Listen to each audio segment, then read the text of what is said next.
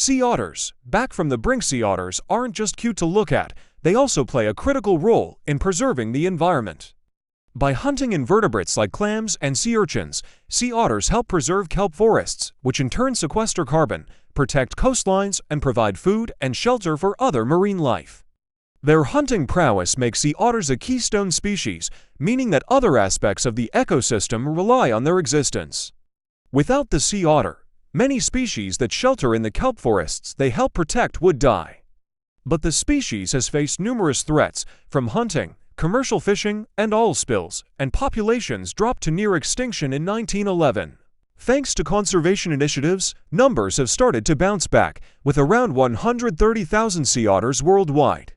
Sea otters can be found across the North Pacific Ocean. Historically, their range stretched from Hokkaido, Japan, to the coast of Mexico, according to the IUCN. Today, they are mostly found across North America, from California to Alaska, as well as parts of Russia's Far East. In this photo, a pair of sea otters are photographed resting on a float in Cordova's Boat Harbor, Alaska. With the densest fur of any animal, an estimated million hairs per square inch, the sea otter's coat keeps it warm in the frigid North Pacific Ocean. While an important adaptation, it almost proved to be the otter's downfall, as the fur became a target for hunters during the 18th and 19th centuries. The sea otter population dropped from between 150,000 and 300,000 in the early 1700s to an estimated 2,000 in 1911. In the same year, sea otters were afforded protection by a treaty between the US, Japan, UK, and Russia, which banned sea otter hunting and enabled the populations to rebound, although they remained widely fragmented. Here, a sea otter rests on its back in the protected waters at Moss Landing, Monterey Bay, California.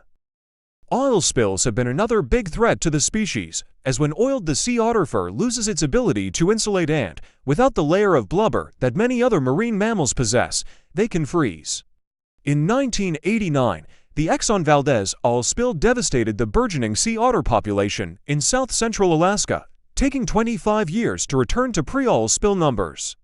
In this photo, a sea otter is restrained and washed by workers at a local animal facility after being coated in oil during the spill in Prince William Sound, Alaska. In California, population declines have been linked to commercial fisheries and the use of gill and trammel nets, which otters get caught in and drown. Today, Californian sea otters only occupy about 13% of their original habitat, with about 3,000 individuals remaining. Conservation efforts include translocating otters from established areas to new locations to reintroduce them to their former habitat.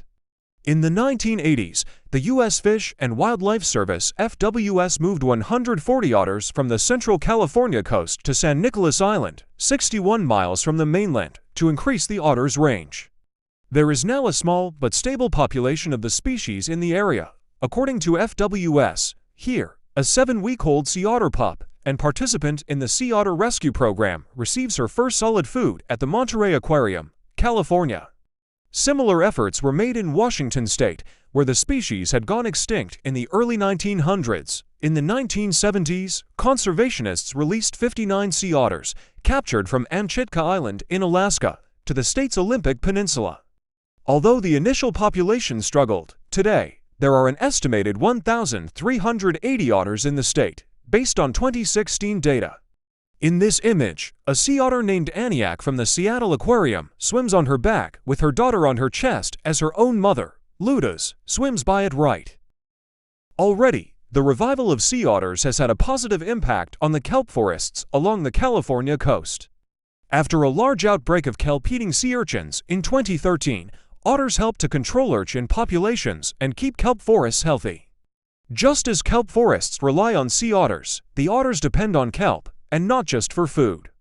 Sometimes they will wrap themselves in strings of kelp to prevent themselves from floating away while asleep.